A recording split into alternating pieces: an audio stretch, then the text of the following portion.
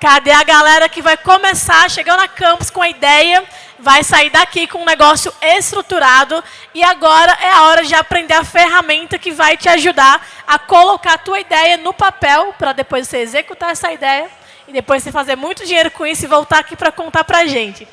Vamos falar agora sobre inovação em modelo de negócios com a ferramenta Canvas. E para falar sobre essa ferramenta e entender como modelar o seu negócio, vamos convidar o Edilson Queiroz. Veremos como estão emergindo inovações em empresas e corporações a partir dos novos modelos de negócios e como o Canvas de modelos de negócios pode auxiliar no entendimento e construção de negócios inovadores. Vem para cá, Edilson, é com você. Valeu, pessoal. Boa tarde, prazer estar aqui. Hoje a gente vai falar um conteúdo um pouco rápido, tá? Normalmente a gente gosta de ter umas boas 4 horas para poder trabalhar, as pessoas irem fazendo. Mas a intenção é que a gente possa dar uma pincelada aqui, depois vocês poderem buscar um pouquinho mais em casa e desenvolver com isso seus modelos de negócio. Então a pergunta que eu gosto de fazer é se você tem vontade de empreender, se você tem alguma ideia inovadora, se você tem interesse aí, quem sabe, se tornar o novo Steve Jobs e desenvolver coisas que mudam o mundo e mudam a forma como a gente vive. Bom, normalmente a gente precisa de um planejamento e o planejamento tende a ser chato, difícil, não é tão simples assim de aprender a planejar. E a gente vê que a falta de planejamento normalmente tende a darem resultados ruins para os negócios. Então, para a gente poder fazer isso de uma forma um pouquinho mais leve, mais divertida, hoje a gente tem uma opção muito bacana, que é o quadro de modelos de negócios, que é essa ferramenta visual, que ela é uma linguagem comum para descrever, visualizar, avaliar e alterar modelos de negócio. Então, a partir desse único framework, que é essa ferramenta, a gente pode fazer tudo isso, em conjunto com as pessoas que a gente precisa desenvolver o nosso negócio. Então, o quadro, né, o Canvas, o que ele permite, basicamente? Né? A gente pode fazer através do pensamento visual, que o ser humano ele é muito bom nisso, né, em visualizar as coisas e com isso conseguir criar o quê? Uma comunicação mais clara. E a partir disso também a gente consegue verificar a relação entre os elementos. Algo que se eu tivesse, por exemplo, uma apostila inteira com planos de negócio, talvez eu não consiga fazer essa conexão adequadamente. E ele permite que façamos isso. Ele também nos permite o quê? O maximizar o potencial criativo do cérebro. O nosso cérebro, basicamente, o lado esquerdo é um lado analítico, aquele da parte lógica. E o lado direito, ele é a parte emocional, a parte criativa. E nesse modelo de negócio, a gente consegue juntar tudo isso. A gente também consegue fazer várias hipóteses. Porque se a gente quer criar algo novo, a única certeza que a gente tem é que a gente vai errar. Então, é bom a gente entender que nós temos hipóteses de algo novo, algo interessante que a gente está pensando, e que a partir disso a gente precisa fazer o quê? Validar as nossas ideias. Então, o Canvas ele permite, com uma estrutura muito simples, nós conversarmos com pessoas, trocarmos ideias, e a gente ir afinando e refinando esse modelo nosso. Bom, e o que é mais interessante também, ele é bastante acessível. Ainda que alguém fale, eu não consigo comprar canetinha, post-it e um papel A4 para fazer. Beleza, hoje em dia você já consegue fazer no PowerPoint, consegue em ferramentas online, consegue até fazer num guardanapo, basta desenhá-lo. E aqui, pessoas utilizando no dia a dia, né? Em momentos de workshop, em momentos de interação, reuniões. Você pode colocar numa parede, colocar numa mesa, pegar os post-its, reunir a galera e através desse brainstorm, dessa profusão de ideias, vocês podem ir modelando e refinando esse modelo de negócio. Só que a ideia não é simplesmente criar um negócio, né? Para negócios tradicionais, a gente já tem até o planejamento realizado. Quer abrir uma padaria? Tá top. Mas você já pode pegar um plano de negócio perfeitinho já desenvolvido para isso. Basta ajustar a sua condição financeira, ajustar ali a sua região, que você já consegue desenvolver. Então a nossa ideia não é simplesmente pegar um negócio tradicional e criá-lo. A ideia é eu pegar uma ideia nova, algo que eu estou pensando diferente, que ainda não existe no mercado e que eu vou desenvolver a partir dessa nova ideia. Claro que você pode pegar uma ideia tradicional, colocá-la ali dentro e a partir daí você tentar fazer o quê? Inovar. Então a gente vai poder fazer isso com essa ferramenta. E aí, né, vale a pena a gente entender, né, o que é um modelo de negócios. A gente tem aqui o pai, aliás, mas antes vale a pena a gente entender simplesmente o conceito de modelo. Modelo nada mais é do que algo que você coloque num desenho, num esquema visual, ou até mesmo uma maquete, que é algo que você quer trazer para o mundo real. entende? Então, é um desenho, imagem que representa o que se pretende reproduzir. E o modelo de negócios, ele segue essa mesma ideia. Nós vamos construir, entregar e capturar valor. E o que esse modelo vai mostrar? Essa lógica. Aqui tem o Alexander Osterwalder, ele que criou esse quadro que a gente está trabalhando aqui nessa palestra. E ele fez isso através de um trabalho de 9 anos de pesquisa no doutorado dele. Contou aí com mais de 470 coautores no processo e em 45 países diferentes. Então chegaram à ideia de que o modelo de negócio descreve a lógica como uma organização cria, constrói, entrega e captura valor. E a gente vale a pena entender o que é valor, né? Quando você fala valor, o valor percebido, o valor entregue, o valor que o cliente percebe na sua solução, valor não é simplesmente o produto. Porque se eu te perguntasse o que a Casas Bahia entrega de valor, poderia ser que você falasse móveis e eletros. Na verdade, não é isso. Esse é o produto que ela entrega. O valor que a gente enxerga nas Casas Bahia é um lugar onde eu possa resolver a questão da mobília da minha casa com crédito facilitado. Quem vai às Casas Bahia tem esse mindset, essa ideia, de que lá ele vai muito provavelmente conseguir parcelar em X mil vezes ali a perder de vista, mas ele vai levar para casa o produto que ele quer. Quando a gente vai, por exemplo, contratar um seguro da Porto Seguro, a gente não está simplesmente contratando uma apólice. A apólice é um produto, perfeito. Mas o que a gente visa como entrega de valor? Essencialmente, é segurança. A segurança de saber que se eu tiver o meu carro roubado, muito provavelmente se eu não fiz alguma besteira para poder acontecer isso, eu vou receber um outro carro de volta. Se o meu carro bater, eu vou ter o valor desse carro para mim. Então a gente procura segurança. Quando a gente vai a um Subway, por exemplo, não é simplesmente comer sanduíche. Não é isso a proposta de valor que eles entregam. O produto é o sanduíche, perfeito. Porém, o que eles entregam? Essencialmente, uma comida rápida, uma comida personalizada, talvez aí saudável e a um preço razoavelmente acessível. Esse é o valor que eles entregam. Quando alguém compra uma BMW, ele quer simplesmente se locomover? Não é o caso. Ele está querendo o quê? Ficar bonito na foto. Né? Porque ele está comprando status, empoderamento, toda essa questão. Já viu como caras feios pra caramba ficam bonitos numa BMW? Dá até um charme, né? Por quê? É isso que a proposta de valor entrega. Então, o quadro, né, o modelo de negócios, ele visa responder essas 4 questões que são essenciais a qualquer negócio. Que é o que eu faço, tá? O que eu estou entregando, para quem que eu estou entregando, vamos passando aqui, né? Para quem é o meu público, as pessoas que eu atendo.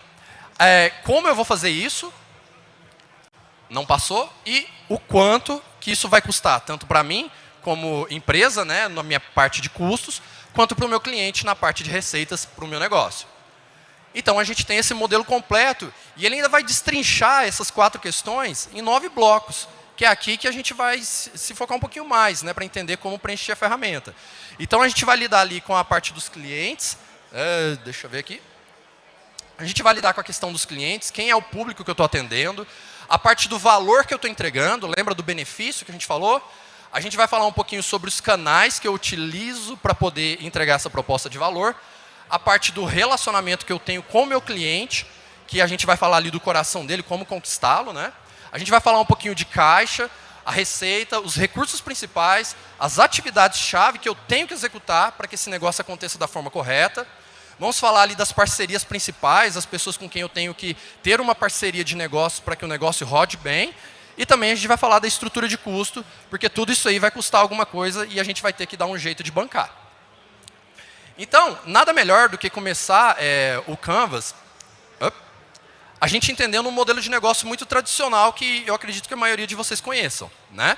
Quando a gente está falando, por exemplo, no modelo de negócio do Papai Noel, a gente pode verificar lá quem é o segmento de clientes dele. Essencialmente são as crianças que estão esperando o quê? Receber um presente no dia do Natal. Porém, qual que é a proposta de valor aqui no meio que o Papai Noel está entregando? É simplesmente um presente? Não é o caso. Ele está entregando o quê? Alegria, felicidade, um Natal reconfortante. Quando a gente está falando dos canais, um dos canais que ele usa para poder entregar essa proposta de valor é as renas e o trenó dele para poder fazer essa entrega. Quando a gente está falando de relacionamento, né, o ponto que... Deixa eu só ver como é que aperta aqui.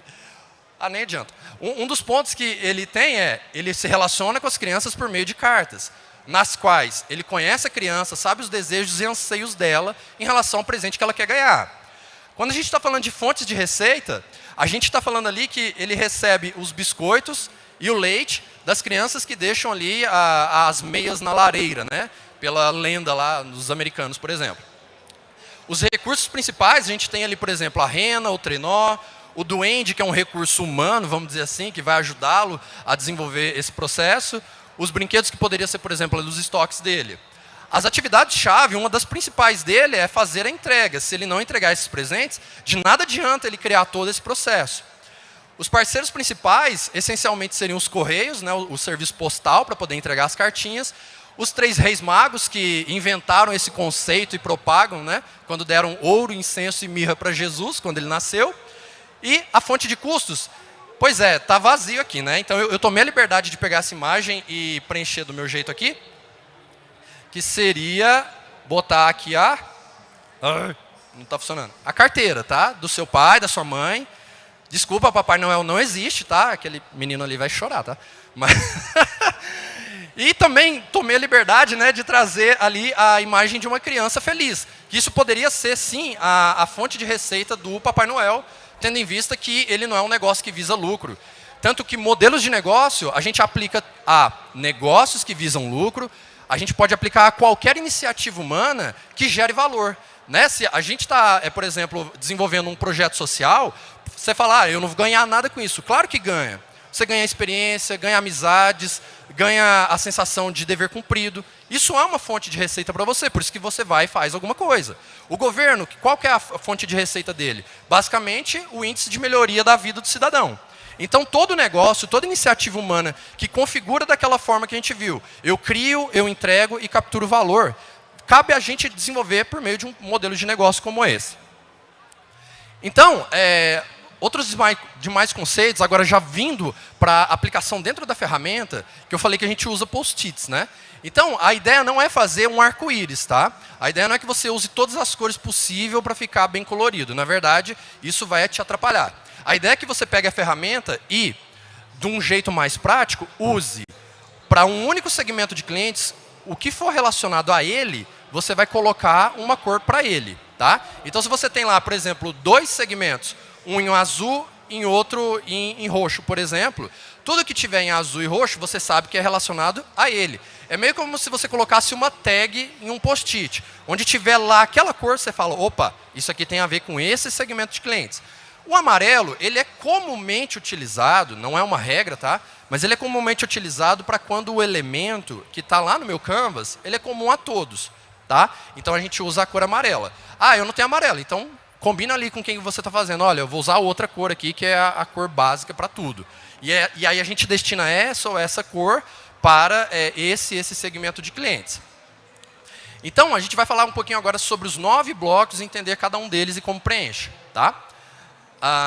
Só que aí, para poder ficar um pouquinho mais claro, a gente vai andando pelo modelo de negócio do Google, né? Porque o Google ele é uma ferramenta muito utilizada por todo mundo conhece e vai fazer bastante sentido a gente percorrer esse modelo de negócio. Então, a gente vai olhar cada um dos blocos dentro do Google e a gente também vai aproveitar para ver um único item isolado sobre cada um desses blocos de empresas que estão inovando. Porque a nossa ideia é criar inovação a partir dos modelos de negócios também, e não só por meio de tecnologia, mas mudando a forma como as coisas são feitas. Então vamos lá, quando a gente está falando de segmentação de clientes, a gente tem que pensar o que define, né, os nossos diferentes grupos de clientes são pessoas ou organizações, basicamente isso. Né? Então você pode pegar um público-alvo, por exemplo, a Campus Party. Um dos grandes públicos dela são os geeks, né? As pessoas que gostam de tecnologia, games e etc. Outro público que eles têm também é a galera de negócios, que eu acho que provavelmente são alguns de vocês aqui. Então, a gente pode utilizar, por exemplo, nesse caso, um post-it de cada cor para cada um. Porque apesar de serem pessoas que estão no mesmo evento, consumindo muitas coisas parecidas, eles têm particularidades também. Então, se a Campus pretende entregar um pouco diferenciado para um que às vezes não atinge o outro, pode ser que faça sentido a gente diferenciá-los, tá? E aí a gente vai ver que uma organização ela pode servir tanto a um ou diferentes grupos. Por exemplo, a Google, o que a gente tem lá basicamente? E aqui já lembrando do esquema de cores, tá? Como a gente vai percorrer o modelo de negócio da Google e cada um dos segmentos eles têm algo diferente ali no meio do caminho, a gente vai colocar em azul os navegadores web, você e eu, que somos as pessoas que digitam lá e procuram algo. Não vou nem citar a questão do ChatGPT, que tá ameaçando esse modelo fortemente, mas até então a gente está usando dessa forma, né? Navegadores web vão lá e pesquisam. E eles atingem um outro público também, que são os anunciantes, que todo mundo já percebeu, né? Quando você digita uma palavra-chave, uma busca, você vai achar ali algum anúncio, pelo menos 3, né? Os 3 primeiros ali na frente. Às vezes do lado, às vezes vai aparecer em outras situações também. Mas ficou claro, temos 2 segmentos básicos.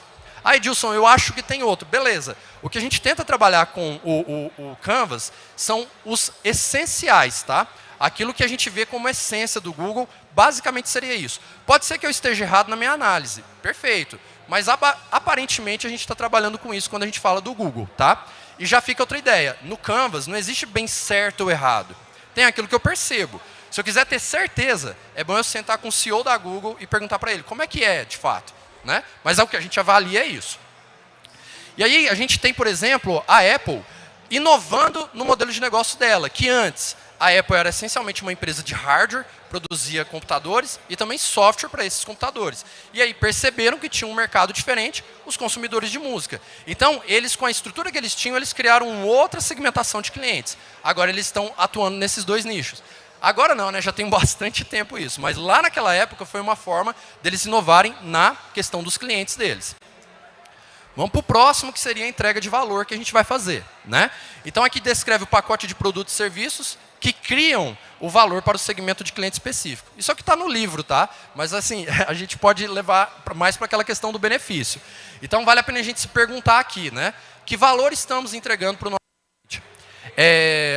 Quais são, né, os problemas que nós estamos ajudando a resolver. E para a gente poder criar valor, né, existem algumas ideias que a gente pode seguir. Né? Como que você agrega valor ao seu produto? Aqui a gente tem alguns exemplos, que a gente pode usar, por exemplo, de novidade. A Apple é fantástica em fazer isso, ela entrega muito valor por meio da novidade. A gente pode falar de desempenho, né? Uma ferramenta que entrega melhor desempenho, que a pessoa consiga trabalhar mais rápido, por exemplo, como é o caso da Intel. A gente pode falar de conveniência, usabilidade, muito focada em serviços como a Uber, a iFood. A gente pode falar também que eu posso fazer no meu negócio aquilo que precisa ser feito. Por exemplo, uma Price, né, que é a PwC, ela executa serviços de auditoria contábil. As empresas listadas na Bolsa de Valor precisam fazer auditoria contábil. Então, ela está lá para fazer o que precisa ser feito. A gente pode falar de design, como seria o caso de uma Talkstock, que trabalha com a questão de móveis. Podemos falar de preço, uma entrega muito focada nesse ponto, que é o caso da Buscapé. Marca e status, muito parecido ali com o que a gente falou da BMW, por exemplo, que entrega ali a Louis Vuitton também faz isso. Personalização, entregar algo personalizado. Falei lá da Subway, por exemplo, o sanduíche personalizado do jeito que você quer. A Blank Label, por exemplo, ela entrega camisas personalizadas. A gente pode falar de redução de custo, que quando o Skype foi lançado, sei lá, 20 anos atrás, eles tinham essa ideia, que a ligação interurbana, principalmente, era muito cara. Então, eles trouxeram via VoIP uma redução de custo. Aí veio o WhatsApp e fez o negócio ficar de graça. Beleza. Mas, até então, isso foi uma inovação de fato. A gente tem a questão de redução de risco. O que a Mil faz de redução de risco? Sei lá, você está passando ali e foi atropelado por um ônibus. Está todo destruído. É o risco de você morrer na fila do SUS. Por exemplo, ele já vai te reduzir esse risco de não ser diagnosticado uma doença. A gente vê com esses olhos. Acessibilidade, por exemplo, entregar acesso a pessoas que não teriam, seja por distância, seja por localidade, seja por exemplo, a pessoa tem alguma deficiência. Como que você dá acesso a um serviço que ela não teria? No caso da Southwest Airlines, ela criou o serviço de passagens aéreas de baixo custo, que aí foi replicado no mundo inteiro. A gente, olhando para o negócio da Google, quando a gente vê de entrega de valor, aquilo que é essencial, não precisa falar, mas tem o Gmail, tem a agenda, tem o Google Drive, beleza. Isso aí são serviços agregados. Mas o essencial do Google.com, quando a gente digita Google.com, aparece uma barrinha, o que você vai fazer com essa barrinha? Busca gratuita. É isso que ele te entrega e por isso que ele está lá em azul, lembram disso? É muito focado nesse grupo, por isso que tudo que vier em azul agora vai ser só do grupo de navegadores web. Quando a gente está falando de anunciantes, o que eles querem? Anúncio direcionado. Então a pessoa fala, ao invés de eu imprimir lá 10 mil panfletos e sair distribuindo, eu vou, por exemplo, vender um tênis Nike para a pessoa que procura por quê? Pelo tênis Nike, né? Então, quando a pessoa faz essa busca, vai aparecer para ela como um anúncio direcionado. A outra proposta de valor que veio como forma de inovação, né? A Nintendo ela inovou no segmento de clientes, porque hoje a gente está aqui, né, com a galera com os jogos muito hardcore, alta jogabilidade, gráficos, tudo muito pesado, e aí eles perceberam que tinha uma parcela da população que estava excluída desse processo. Né? E aí eles pensaram, vamos criar um console família, um jogo que às vezes alguém aqui pode falar, não, mas é bobo, né? Não faz nem sentido. Faz sentido sim, para a segmentação de clientes deles. Então, o console família ele entrega isso, a possibilidade, sei lá, de um netinho jogar com a avó, do primo mais velho, aquele que arranca o controle lá da... que a gente fazia muito isso, né? Arrancava o controle do primo menor, né? Para ele ficar achando que está jogando. Então, ele vai poder, o primo menor, jogar com o primo maior. Então, essa foi a proposta deles e como eles acertaram muito bem, foi muito bem naquele momento. Né? Depois já foi ultrapassado de novo. Né? Beleza, mas naquele momento, garantiu para a Nintendo uma fatia de mercado maravilhosa. A gente está falando de canais também, nos modelos. Né? Então, a proposta de valor, ela precisa ser levada para o meu cliente. E a gente tem algumas formas de levar essa proposta. Não é simplesmente o caminhãozinho lá, o pessoal acha, é frete, só isso. Longe de ser só isso, tá? Quando a gente está falando de canal, é da ponta inicial até a ponta final. Como que o meu cliente me conhece? Né? Os meios que eu disponibilizo para ele é site, aplicativo, banner, outdoor, por exemplo. A gente está falando, por exemplo, da parte da compra. Eu disponibilizo uma loja física, tem um stand, ele vai comprar online, ele vai comprar dentro de um marketplace. Isso são canais para compra. Canal de avaliação, por exemplo. Aliás, vamos falar de entrega. Aí eu tenho diversos canais de entrega. Canal digital, canal físico. A pessoa pode buscar na loja, a pessoa só compra e pega na loja. A gente está falando da avaliação. Como que esse meu cliente me avalia? Eu disponibilizo algo para ele fazer isso? Canal de pós-vendas. Como eu me relaciono com ele? E aí hoje está muito em voga o Customer Success, né? Que é o sucesso do cliente. É uma forma de pós-vendas, mas ainda atrelado muito à parte de compra. Porque ali você consegue ainda vender mais para o seu cliente. E quando a gente está falando da Google, por exemplo, um canal básico, e veja aí a cor amarela, é básico para os dois. Google.com. É ali onde que eu vou acessar as minhas buscas gratuitas e é ali onde que vai ser relacionado com o meu anunciante a propaganda dele. Né? É ali que vai aparecer para o usuário. E ele também, né, no caso do anunciante, ele tem um canal muito restrito para ele, que é ali a rede de display, que é onde ele também consegue entregar mais propaganda. A rede de display é o quê? Você acessou um blog, coincidentemente, tem uma propaganda lá de algo que você quer. Ou então, você está acessando ali o YouTube, coincidentemente, aparece uma propaganda que pode te ajudar de alguma forma e vai ser algo do seu interesse. Então, isso é rede de display, né? Os vários locais onde eles entregam. Mas, basicamente, a gente tem aí blogs, sites de conteúdo, algumas mídias, né? Como o YouTube, por exemplo. E aí, falando de inovação. Olha só, inovação não é só algo de tecnologia cabulosa, né? A gente está falando aqui, por exemplo, da Avon, lá em 1886. Como que ela inovou? Perfume, basicamente, você comprava em farmácias, tá? Mandava manipular, etc. E você levava o seu perfume para casa. O cara vendia enciclopédia. A história é essa. Ele ia de casa em casa, nenhuma mulher dava atenção para ele. Aí ele pensou, vou fazer aqui uns frasquinhos e vou dar de brinde para chamar a atenção e tentar vender minhas enciclopédias. Acabou que as mulheres perguntavam para ele, tem mais daquele negócio lá, né? Tem mais daquele perfume? E foi aí que ele deu a sacada. Largou de enciclopédia e foi vender perfume. E aí ele criou, vejam vocês, canais maravilhosos, que seriam as consultoras. E se a gente for ver ali, ó, olha que doido. Elas eram o canal de conhecimento, por exemplo, elas divulgavam os produtos deles. Elas eram o canal de compras, porque comprava-se já com as consultoras. Elas eram o canal de entregas, porque elas ou entregavam para as clientes na casa delas, ou na própria casa, ou no trabalho. Elas eram também uma forma de pós-vendas, ensinando a utilizar melhor o produto, talvez ali passando um feedback para a empresa, e a mesma forma de avaliação. Né? Ah, esse produto é bom, esse não é. Ali tem um contato com a Avon e vai melhorando a proposta de valor deles. Então, vejam que eles conseguiram inovar em todos os momentos com uma situação muito simples. Né?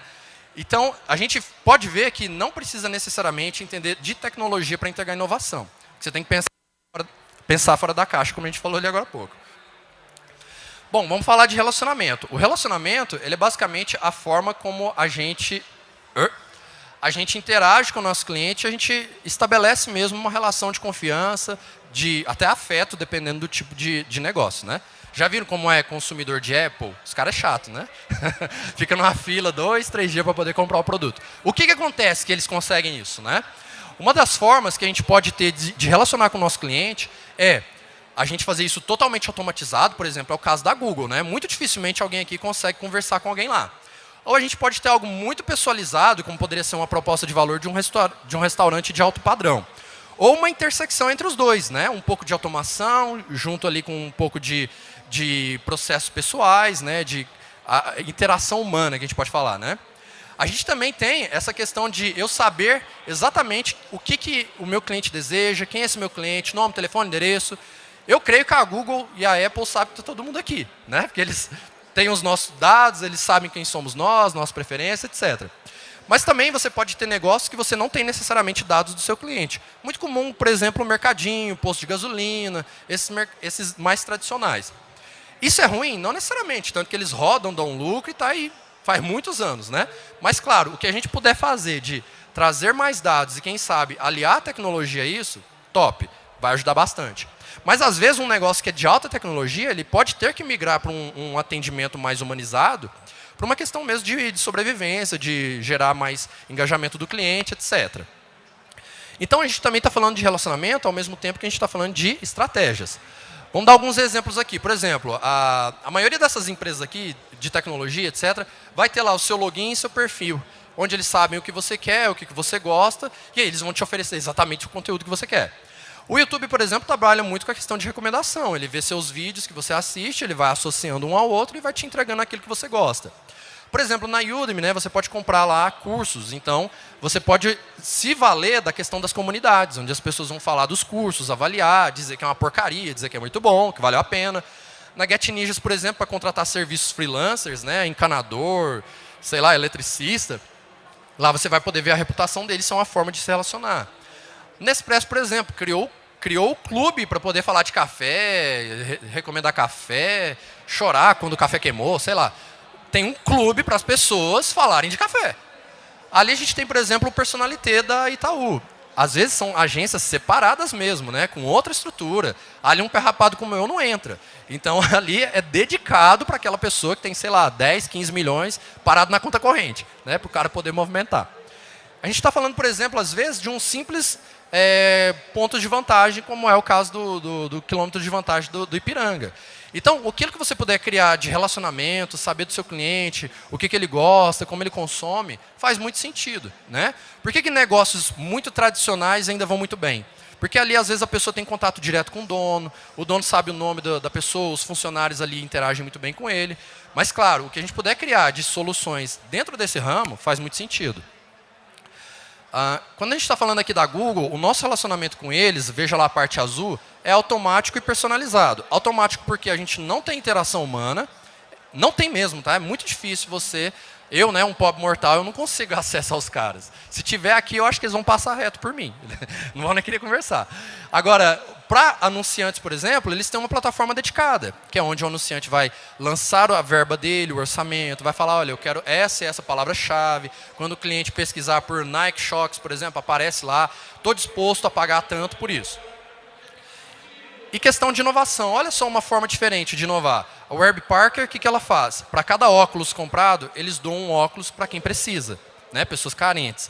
Então, eles têm essa ideia de se comunicar com o cliente através de recomendação, né? Aliás, relatórios sobre doações. Pessoal, qual que é meu prazo aqui que eu estou meio perdido, viu? 30 minutos? Ótimo. Então, eles usam dessa parte, né, de relatórios, eles encaminham, falam, olha, doamos para essas crianças, para essas famílias, para essas pessoas que não tinham como comprar um óculos. Perfeito, já é uma forma de se relacionar. Ai, disso não é lá, essas coisas. Mas já é alguma coisa, isso aqui tem tudo a ver com a proposta deles, que é eu saber se é verdade esse negócio mesmo, de que eu comprando um, vocês vão doar outro. Então faz todo sentido para o negócio. Aí a gente vai falar de quê? De caixa, né? Como que entra dinheiro no nosso negócio. E aí as fontes de receita, elas resultam o quê? De propostas de valor que dão certo, né? Muita empresa, muita startup, por exemplo, cria propostas de valor, é legal, é interessante, parece bacana, mas o cara vai para vender, ninguém quer, né? Ele não atingiu exatamente aquele público da forma correta. Então, quando algo dá certo, é quando começa a aparecer o dinheiro de fato. E aí a gente pode perguntar, né? Quais valores os nossos clientes estão realmente dispostos a pagar? Você e eu, a gente não está disposto a pagar por pesquisa na Google, né? Ainda mais agora com o ChatGPT, né? A Google é vacilando demais, gente, pelo amor de Deus. Mas assim, Olhando para o ChatGPT, você está disposto a pagar? Ó, ali eles meio que viram um tal de depende, né? Porque o ChatGPT tem um plano pago. $20 lá, mês, não sei. Eu não pago, tá? Mas talvez, em alguma situação, eu me sentiria disposto a pagar. E é isso que eles estão enxergando. Pode ser que eles ainda não tenham validado, né? Ainda está testando ali, mas tem a galera pagando, que eu já vi, né? Pelo que eles pagam atualmente, será que eu consigo matar uma fonte de receita minha para criar outra que faça mais sentido, que eu vá ganhar mais, ou que eu não ganhe tanto mais agora, mas que eu consiga perdurar por muito mais tempo? Como que eles pagam hoje? É por meio de assinatura, é por meio de venda? Como que eles prefeririam pagar? Também faz sentido pensar isso, né? Algumas pessoas hoje preferem pagar, por exemplo, a academia por meio do cartão de crédito. Antes você levava lá aquele carnezão para casa, às vezes atrasava porque esquecia. Então é uma forma também de perguntar. Quanto cada fonte de receita contribui, né? Você pode separar esses segmentos, por exemplo, e falar, esse aqui, eu faturo só com esse segmento 80%. Os outros todos, 20% é desse segmento. Talvez você tenha que olhar com mais carinho para esses 80%, né? Bom, olha só como que a gente pode gerar fontes de receita. Uma das formas, né? Venda de recursos. Walmart, você vai lá, pega, bota no carrinho, pagou, é seu. Taxa de uso, por exemplo, quando você tem um celular pós-pago, você vai usando, a minutagem vai te cobrando. Taxa de assinatura, como é o caso da Configure, que é uma plataforma para você hospedar sites e sistemas. Você tem ali empréstimo, por exemplo, aluguéis, leasing. Você pode pegar emprestado um filme na Apple TV. Licenciamento de séries, por exemplo, que a DC Double produz várias séries. Por exemplo, Arrow, que passa lá na Netflix, é deles. Então você pode licenciar séries, licenciar tecnologias. Taxa de corretagem e agenciamento, um PagSeguro faz muito bem isso. A gente tem as plataformas de venda online, elas também têm essa taxa. Anúncios. Oi? Você pode literalmente vender anúncios, como um jornal faz, como uma Trivago faz, por exemplo.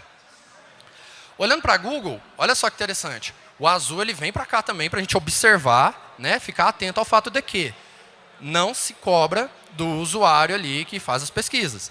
Beleza, então quem é que paga essa conta? Vai ser o anunciante por meio de palavra-chave, por meio de leilão. Não é nem só vender a palavra, não. Tem um leilão, quem paga mais aparece em cima, um pouquinho menos mais embaixo, um pouquinho menos lá. Aí o resto você esquece, ninguém vai para a segunda página do Google, né? Mas está lá, entenderam? Então, quanto mais você paga, mais prioridade no seu conteúdo vai ser ali para exposição. Pensando aqui, por exemplo, em fontes de receita de forma inovadora. Assinatura, né? A assinatura está ficando comum hoje em dia, né? Mas você vê lá, assinatura de sapato, assinatura de cosmético, assinatura de pão, assinatura de carne. Eu já vi lá, assinatura de... até de absorvente eu já vi. Chega lá absorvente, um chocolatinho, uma cartinha na época lá, né? Então a pessoa pensou no público feminino e fez isso, né? A gente vai falar um pouquinho também de recursos principais, né? Os recursos que eu preciso para desenvolver minha proposta de valor. São recursos essenciais, tá? A ideia não é a gente fazer um inventário da empresa, ter uma lista enorme, sei lá, resma, impressora, computador. A ideia não é essa, tá? É a gente identificar o que é principal dentro desse negócio que eu preciso ter para poder desenvolvê-lo. E aí a gente vai perceber que a nossa proposta de valor vai requerer isso e muitas vezes também os nossos canais vão requerer recursos. Então, dentro dos recursos, a gente tem de alguns aspectos essenciais, né? Tem recursos físicos, como uma Sadia, por exemplo, precisa de recursos industriais, físicos mesmo, né? Tem que ter lá a planta industrial para poder desenvolver a salsicha. A Deloitte, por exemplo, uma empresa de consultoria, ela precisa de gente, recursos humanos, que são os consultores. E os seguros, por exemplo, precisa de dinheiro. E aqui não confundir dinheiro como recurso para operar um negócio. Mas é dinheiro mesmo, esse é o business deles. Eles precisam de muita grana para poder fazer frente aos incidentes, acidentes que acontecer, por exemplo, com os carros que eles estão segurando. Por exemplo, a Roche, uma empresa farmacêutica, precisa de recurso o quê? Intelectual. Que basicamente são patentes, licenças, marcas também entram aqui dentro de recurso intelectual. A gente vai ver aqui no Google que basicamente eles têm os algoritmos de busca, aquela inovação todas que eles criaram lá no início de 2000. A plataforma, né, os seus arquivos, a sua parte computacional. Está falando também de equipe de TI, que seria basicamente ali pessoas, né? Edilson, você esqueceu tal coisa. Não, é o essencial, tá, gente? O Canvas ele não vem aqui para trazer tudo, mas a essência das coisas. Até para a gente não ficar preso. Pode ser que a Google um dia fale assim, cara, nem preciso mais desse algoritmo. Tira o post-it dali e vai inovar. Como, eu não sei. mas poderia ser o caso. Quando a gente fala de estrutura, olha que interessante. A Amazon, uma empresa de venda de livros, Ela começou assim, né? Foi lá desenvolvendo comércio eletrônico, etc, etc. Até que eles chegaram a um ponto de ter tanta infraestrutura de TI, tanta, os caras olharam assim, véi, a gente nem está usando essa bagaça toda, bora vender esse negócio também? Aí pegaram as estruturas deles e foram fazer dinheiro com o que já tinha. Isso eu acho fantástico, né? Talvez é o que a gente poderia falar do conceito Uber, né? Você já tem um carro parado em casa? Vai dar um rolê aí e ganhar uma grana. Então foi mais ou menos isso que eles fizeram. Pegaram uma estrutura já pronta, deram uma modificada, obviamente, mas aproveitaram do que tinha para poder fazer dinheiro. A gente vai falar também de atividades que eu preciso executar para que o meu negócio aconteça. E dentro dessas atividades, a gente pode ver quais são as mais importantes, tá? Não é assim, eu tenho que ligar para o meu contador para poder passar com ele o Simples Nacional. Não, isso é ok, é uma atividade importante, mas ela não precisa constar daqui. Aqui é o que é essencial, tá? Então vamos lá, atividade-chave da nossa proposta. Olha para a proposta, ela me exige algo muito diferente, complexo, que eu preciso estar de olho. A minha parte de canais, como que eu faço a distribuição, por exemplo? Tem algo diferente que eu preciso me atentar? Relacionamento com clientes, eu tenho que manter alguma plataforma, alguma forma de relacionamento, alguma equipe só para isso? Então faz sentido você anotar. Olhando, por exemplo, o Google, basicamente seria o desenvolvimento e manutenção da plataforma, toda aquela estrutura que eles têm. Eles também teriam que fazer melhoria contínua no algoritmo, e aqui eles estão pisando na bola de novo lá com o ChatGPT, né? Não melhoraram a ponto de bater de frente ali, né? Então, vejam, é essencial. Só por causa disso aí do GPT, a Google já perdeu, brincando, 100 bilhões de dólares num curto espaço de tempo, que as ações dela foi lá para baixo. Expandiram o alcance também. Quando eles criam, por exemplo, o Gmail, bota lá gratuito. Eles criam, por exemplo, o Agenda, o Drive. Google Classroom, o que é? Basicamente, as crianças hoje têm ali a plataforma da Google para estudar. O que eles estão querendo com isso? Com uma coisa gratuita, parruda daquele jeito. Aí conquistando as crianças desde pequenininho. Chegar lá, sei lá, 15 anos, 20 anos de idade, ele nem sabe o que é outra coisa que não o Gmail, que não o Google Agenda, que não o Google Drive. Então, faz parte da estratégia deles. E compensa a gente falar aqui de novo. Senhor. Compensa a gente falar aqui de novo. Então, tá em amarelo esses pontos todos? Por quê? Porque é comum para todo mundo. Nada de muito diferente, né? Mas ali tem um detalhe. Tem, mas nada que vá atrapalhar a nossa análise aqui, tá? Agora, se tiver algo muito importante, você fala, não, eu preciso ter ali um canal de, sei lá, uma estrutura de relacionamento fixa, que é uma grana que eu vou gastar todo mês só para atender o cliente lá, o anunciante, aí beleza, faria sentido a gente colocar. Eu não vi isso, outros autores não viram isso, então ficou assim mesmo. Netflix, por exemplo, a Netflix começou inovando na proposta dela, com o DVD sendo entregue na casa da pessoa e depois buscado. Aí os caras, vou fazer o quê? Vou fazer streaming. Criaram streaming. E aí eles passaram a ter o quê? Como atividade principal? Manter e gerenciar esse streaming, né? Tecnologia, etc. Aí os caras, vamos inovar de novo? Criaram o quê? Produção de séries e filmes. Se pá, isso aqui é muito mais caro, dá muito mais trabalho do que todo o resto que eles já fizeram até hoje. Então é sim essencial, precisa ser observado o tempo todo. Vamos falar de parceiros, né? Quem são os parceiros que eu faço alianças, que eles vão me ajudar a desenvolver esse negócio? Então, quem são os parceiros principais? Quem são meus fornecedores principais, né? O que eu estou consumindo deles, o que eu estou recebendo deles no dia a dia ali que eu preciso tê-los. Quando a gente fala do Google, a gente estava falando lá dos parceiros que distribuem o conteúdo, né? Blogs, sites de conteúdo, por exemplo. Se você acessa lá o Metrópole Shopping, Correio Brasiliense, provavelmente vai ter lá a rede de display da Google gerando conteúdo, tá?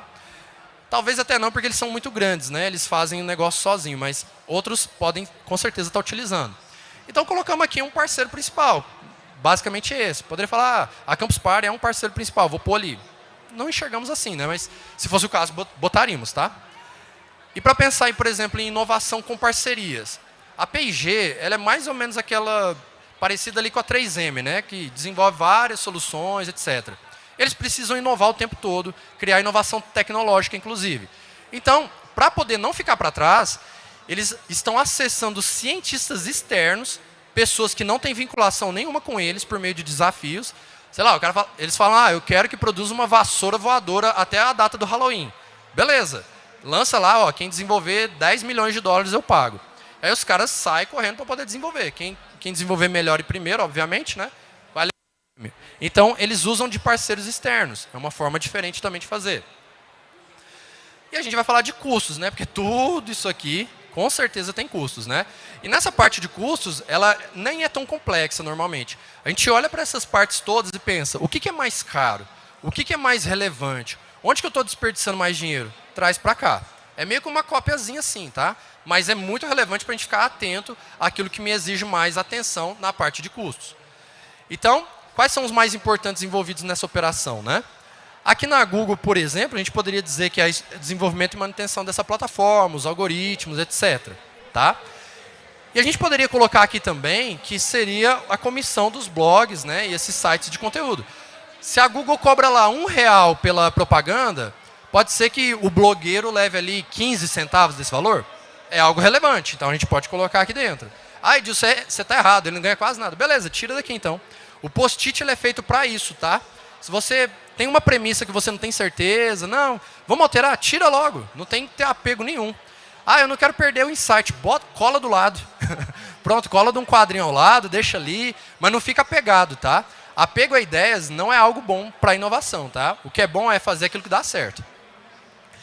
E a gente pode falar, por exemplo, de uma inovação na estrutura de custos, que seria o caso da Toyota, que ela tem lá o sistema Lean, enxuto, né? A Toyota ela é toda envolvida com isso.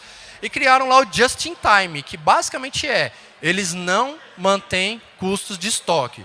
O estoque deles é mínimo, mínimo, mínimo. Não vai ter que ficar movimentando, não vai ter que ficar tendo perda com estoque, nada disso. É assim, eu precisei de uma peça para fazer lá o Toyota Corolla, eu vou dar um fio lá para o meu fornecedor. Se ele não estiver conectado comigo da forma correta, ele nem entra. Então, estou lá com o meu fornecedor, botei no sistema, sei lá, 10 horas depois já está lá no meu estoque. Fantástico, né? Não precisa de espaço, não precisa de gente armazenando, trocando. Quem já foi em armazém já viu como dá trabalho armazenar coisas, perde, tem custo pra caramba, suja, estraga. Então, eles criaram Just in Time para poder resolver essa questão. Uma inovação fantástica que é copiada por todo mundo. Então, vamos recapitular, basicamente. A gente normalmente começa aqui pelo segmento de clientes, porque se a gente faz algo, a gente faz para alguém. Tá? Então, a gente tem que pensar sempre na dor e na necessidade desse cliente. A gente vai, então, desenvolver algo que a gente acredita que vá solucionar essa dor. Então, seria a nossa proposta de valor, aquilo que a gente entrega. Para poder entregar, eu vou usar de canais, desde os canais de anúncio desse meu produto, desse meu serviço, aos canais de venda, canais de entrega, pós-venda e dos relacionamentos. O relacionamento ele tem muito a ver com uma estratégia, a forma como eu vou me comunicar com esse meu cliente. Eu conheço o meu cliente, eu sei os dados dele, eu sei onde ele mora, eu sei o que ele precisa. Esse meu relacionamento com ele é totalmente automatizado, não, ele tem uma interação humana. O meu relacionamento com ele é feito sem eu saber nada sobre ele. Beleza, anota ali dentro. A gente vai falar dos fluxos de receita, né? Eu posso estar vendendo o produto, eu posso estar alugando o produto, eu posso estar recebendo uma taxa por agenciamento desse serviço. A gente vai ter ali os recursos principais, aquilo que eu preciso para desenvolver, seja os recursos humanos, recursos intelectuais, recursos financeiros lá, como eu citei dos bancos, seguradoras, por exemplo, e os recursos materiais, né? Instalações, carros, equipamentos. A gente vai estar falando das atividades também que eu preciso executar, caso contrário o meu negócio não vai rodar. Estamos falando aí também de parceiros, né? Quem me ajuda, e só um detalhe sobre os parceiros, muitas vezes você precisa, por exemplo, de um recurso. Aí você fala, cara, eu não tenho grana para ter esse recurso, eu não quero ter esse recurso, dá trabalho. Então aluga. Aí você vai ter um parceiro que te entrega esse recurso. Ou então você tem uma atividade que é muito chata de fazer, você não dá conta, não tem especialização, não quer fazer, ela te priva de se focar mais no cliente. Então, beleza, você pode também o quê? Terceirizar essa atividade. Então, os parceiros eles servem muito para isso, tá? Além também daqueles parceiros que promovem seu negócio, por alguma razão. Beleza? Obrigado. A gente também tem os custos, né? Que, como eu falei, a gente pode pegar, olhar para esse board aqui, dos 8 blocos que já estão preenchidos, e perguntar o que é mais importante, o que é mais relevante em termos de custo. Onde que eu quero, talvez, economizar? E você pode jogar ali dentro, para você não esquecer esse detalhe e tentar inovar nele também. E aí a gente tem esse quadro completo. Palavrinha final aqui. Inove no seu modelo de negócio, tá? Você tem um negócio tradicional, beleza, joga ele ali no Canvas para você vê-lo. Coloca ele na parede da empresa, fica olhando para aquele negócio todo dia. Fala, cara, o que eu posso fazer aqui diferente? Já saca um post-it, já joga lá, já troca outro post-it e vai maturando essa ideia. Ah, não, eu tenho nenhum negócio, eu quero criar do zero. Beleza, faça inovando. Porque se for para criar mais do mesmo, você já tem bastante gente para te derrubar, tá? Então tenta trazer algo novo. Cria várias hipóteses também, não fica focado só em um não, você pode criar vários.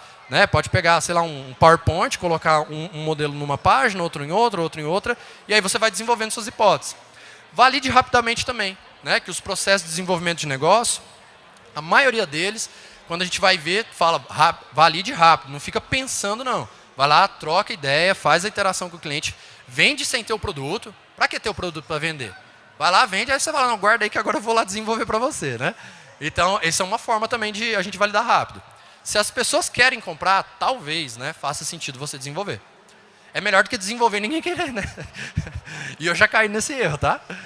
Então, é uma dica de quem já se estrepou muito. Espera aí um pouquinho. Aqui está um ciclo lindo de viver, né? Startup enxuta, que é cria uma solução rápida, simples e barata, entrega na mão do seu cliente e deixa ele usar e vai medindo. Ele está satisfeito? Ele está gostando? Faz sentido? Não faz? É desse jeito mesmo? Lembra? A única certeza que a gente tem quando a gente vai inovar é que, quer dizer, que a gente quer inovar, eu não sei se eu vou conseguir inovar, né? Mas eu quero inovar, a única certeza que eu tenho é que eu vou errar. Então faz isso rápido. É melhor fazer rápido e gastando pouco do que fazer demorado e gastando muito. Então manda na mão dele. Teve insight? O que você aprendeu com isso? Né? Vai lá, melhora teu produto, desenvolve, ou então até pivota, né? Pivotar aí para outra direção que às vezes parecia nada a ver, mas que agora faz sentido. Né? Faz isso, construa rápido, fale rápido e aprenda rápido. Adapte, mude, tente outra vez. E obrigado aí pela participação. Passar aqui um referencial rapidinho para vocês. Business Model Generation, foi aí que tudo começou. Tá? Inovação em modelos de negócio, no português esse livro. Vale a pena lê-lo, ele já está um pouquinho velho, vamos dizer assim, mas nada mudou. Tá? Quadro de modelo de negócio do Sebrae, também vale a pena. O analista de modelo de negócio, da Luz Consultoria. Tem alguns sites também, Strategizer, que é o do próprio dono do livro. Né? Analista de modelo de negócio, Canvanize, para você utilizar. E, basicamente isso. Meu amigo, você pode colocar aquele último recado lá que eu falei? Também, eu nem falei de mim, né? Mas basicamente eu sou empresário da Up Estágio e também sou agente de aceleração da Aceleradora Cotidiano. A Aceleradora Cotidiano pega projetos, startups, e ela faz o quê? Acelera. Para essa galera voar muito e muito longe. Tá? Conseguir investimento, pegar a grana, acelerar o business. Então, a Cotidiano ela está também promovendo o agente de aceleração, que vai acontecer, vai ser um curso, uma capacitação, para quem quiser trabalhar com aceleração de negócios. Só seria necessário uma imagem aqui que tem um QR Code, tá? Então vai acontecer. Se vocês quiserem, né, aprender mais sobre inovação, startups, aceleração de negócios, tá aí uma boa dica para vocês se desenvolverem e quem sabe também trabalhar com a Cotidiano, sendo aí mini consultores, mentores, embaixadores dessa ideia, tá bom? Vamos abrir para pergunta. Boa, temos tempo para perguntas aqui. Alguém tem pergunta da plateia? Onde cada vez todo mundo já sabe como ficar milionário, aplicar para cotidiano, acelerar seu negócio. Só um segundo. Alguém mais? Bom, aproveita para fazer um pitch da Cotidiano também, explicando um pouco das verticais, que momento vocês aceleram. Top. Vamos lá então. Aproveitando meus quantos minutos? 10? Vixe, tem até bastante, tá? Basicamente, pessoal, uma aceleradora, o que ela vai fazer? Ela vai receber propostas, né, projetos. Esses projetos que já estão rodando muitas vezes, ou então estão bem na fase de ideação, ali bem no começo, o cara teve um insight. Ele pode recorrer, por exemplo, ao serviço da Cotidiano para poder maturar esse projeto. Né? Vai ter toda uma metodologia focada nas mentorias, onde, por exemplo, tem um programa que chama Propulsão, que esse programa você vai poder trocar muita ideia com os mentores e eles vão te ajudar a pensar esse modelo. Por exemplo, aquele modelo de negócio que a gente falou. Quem são os seus segmentos de clientes? O que eles têm de dor? Qual a necessidade que eles têm para o dia a dia? E aí, com isso, você vai poder fazer o quê? Desenvolver a sua proposta de valor. Mas a proposta de valor não basta só botar lá no post-it. Você tem que vir para a rua e desenvolver. E uma premissa básica é, saia de onde você está e vá conversar com pessoas. Vá validar essa ideia, entender. E maturar esse seu planejamento. Nesse processo, você vai tendo insights, e pode ser que você comece indo para o ponto A e vire totalmente para um ponto Z, não é nem para o ponto B, não. Que você perceba, olha, legal, aqui existe um mercado, aqui existe uma dor, aqui existem pessoas que precisam, só que eles estão me indicando que é para ir para lá. E nesse processo também você vai criando o quê? O seu MVP, que é um produto mínimo viável. Eu até falei rapidinho ali algo sobre isso, só não usei essa expressão. Que é aquele produto que você vai criar, vai entregar na mão do cliente e ele vai usar. Não é um produto mal feito, não é um produto ruim, é só um produto com o mínimo necessário. Mas é o mínimo mesmo, tá? Se você demorar assim, mais do que um dia para entregar um MVP na mão de alguém, pode ser que você esteja demorando muito. E existe uma máxima do criador do LinkedIn que ele diz o seguinte: se você não tiver vergonha do seu MVP, é que você demorou demais para lançar. Né? Ficou refinando. Ah, mas bota essa cor aqui, bota essa coisa aqui. Ah, tá faltando um botãozinho ali. Então, já demorou. E o que é mais interessante, né? O Steve Blank, que é um dos grandes propagadores da ideia de desenvolvimento de clientes, ele diz o seguinte: não tem um plano de negócio para startups, né, para quem quer inovar, que resista ao primeiro contato com o cliente. Então, é aquilo que eu falei, é bom fazer logo e rápido, sem gastar muito, às vezes só no papel mesmo, né? Ou faz ali num Google Drive, uma solução rápida, numa planilha, numa apresentação, e já entrega. A pessoa vai criticar? Obviamente vai, mas se você explicar que você está começando, ela vai ser mais aberta a falar sobre isso. E aí você pode fazer dessa forma e não demorar e não gastar dinheiro. Então a Cotidiano acelera projetos, ela acelera startups também, pegando startups e até investindo grana neles, grana parruda, para eles poderem voar muito rápido. E aí ela sai desse processo quando as startups são vendidas. Basicamente seria isso. Maravilha, então não só aprendemos sobre o modelo de Canvas, como entendemos o conceito de aceleradora e como vocês podem se conectar também com a Cotidiano. E aquele QR Code era o link para eles terem acesso, facilitar esse processo, não é isso? Maravilha, Edilson, muito obrigada pelo seu conteúdo, parabéns pela apresentação. Valeu. E até a próxima, obrigada.